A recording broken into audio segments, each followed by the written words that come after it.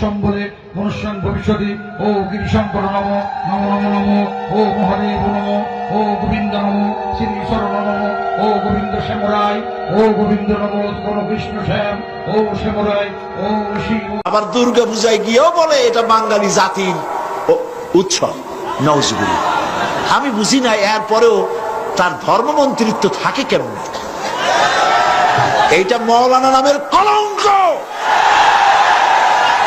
চাকরি রক্ষার জন্য থামেন, চাকরি রাখার জন্য মানুষ এইভাবে নিজের ইমান নষ্ট করে। আরে বাবা, দুর্গা পূজা হিন্দুর উৎসব।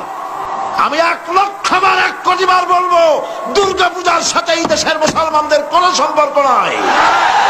এটা মুসলমানদের অনুষ্ঠান নয়। কিন্তু ওইটা আমার উৎসব, এই কথা কেন বলবো আমি? হিন্দুরা কি কোনোদিন বলে যে ঈদ আমাদের উৎসব?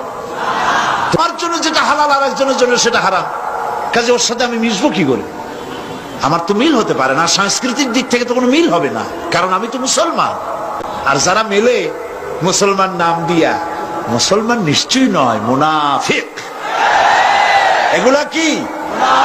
নিঃসন্দেহে মুনাফিক, কাফেরের চাইতেও নিকৃষ্ট।